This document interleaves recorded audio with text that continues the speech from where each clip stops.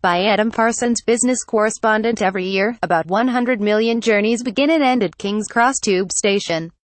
It is one of the busiest stations in Britain, a mass of people coming and going, and very few of them ever pause to look around them, to ponder their surroundings. But if they did, they might see a plaque on the wall, or a large handsome clock, both there to commemorate the 31 people who died in this station exactly 3 decades ago.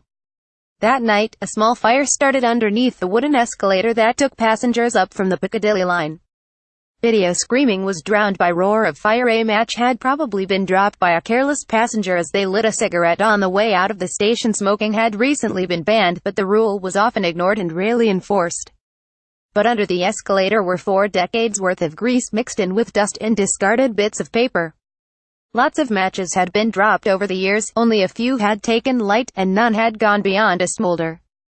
But on this occasion, the fire took hold. The alarm was raised, and fire engine Alpha 24 took 6 minutes to arrive from its base in Soho. The men aboard found a moderate-sized blaze, but few facilities in the station to help them. As they arranged their equipment, the fire suddenly exploded into life, rushing up the escalator, engulfing everyone and everything in its path.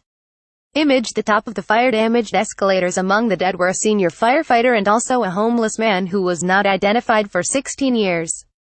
Many more were injured and traumatized, and a period of national soul-searching began.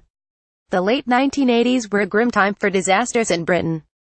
The capsizing of the Herald of Free Enterprise, planes crashing at Kegworth and Manchester, a train smash in Clapham, football stadium disasters at Hillsborough and Bradford, the Piper Alpha fire in which 167 people died, and the Lockerbie bombing.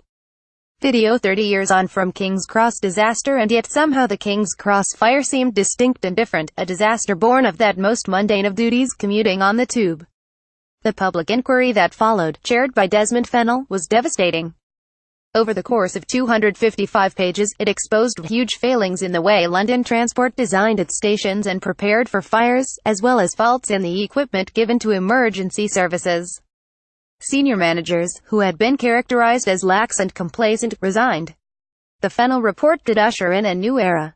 Image a senior firefighter was among those who died. Transport for London was created to replace the failing old companies, and when I spoke to TfL's managing director Mark Wilde, he told me that the King's Cross fire was the most pivotal event in the history of London Underground.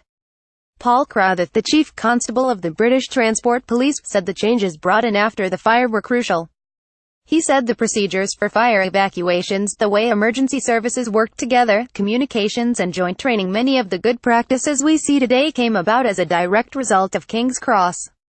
Image then Prime Minister Margaret Thatcher and her Transport Secretary Paul Channon-Wright visiting the scene. Mr. Crowther remembers it well. He was a young police sergeant in 1987 and was put in charge of a temporary morgue near the station. I guess the things that stick with me are the smells, and the scenes of tired and exhausted firefighters sat down, sort of leaning against walls, taking a breather from the enormous effort that had gone in, together with police officers and ambulance crews, to try and save people at the scene. These are scenes that are horribly familiar this year. Just 5 months ago, London's firefighters were tackling the inferno at Grenfell Tower, and now we await another public inquiry into a blaze that seems to have started with a small, innocuous blaze and ended up killing dozens. It is no easy matter to investigate fires.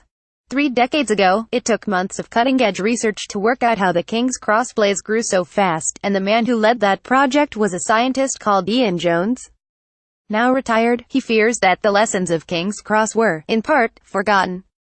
Video total dead in Grenfell Tower stands at 71. Grenfell was, I believe, a system failure, he said. The whole thing should have been looked at as a system, taking into account modifications made to the building of the tower and the maintenance of the facade. Many lessons from King's Cross were not applied to Grenfell. Perhaps that is one of the reasons why the Grenfell Tower fire was so profoundly shocking to many people. For all the jokes about health and safety, maybe we had all kidded ourselves into thinking the world was now constructed on unshakable, fail-safe foundations. It turns out that wasn't true. King's Cross Station is now rebuilt, and gleaming the area around it has been regenerated at a cost of billions. An area that was, 30 years ago, seedy and menacing is now vibrant. It is an example that much of London has followed, with grimy districts reinvented to become aspirational and moneyed. But still there is that plaque, with the names of 31 people who died merely because they went to a tube station, a reminder of a more careless, dangerous era for public safety. Like Grenfell Tower, King's Cross is a place that will always be linked to disaster.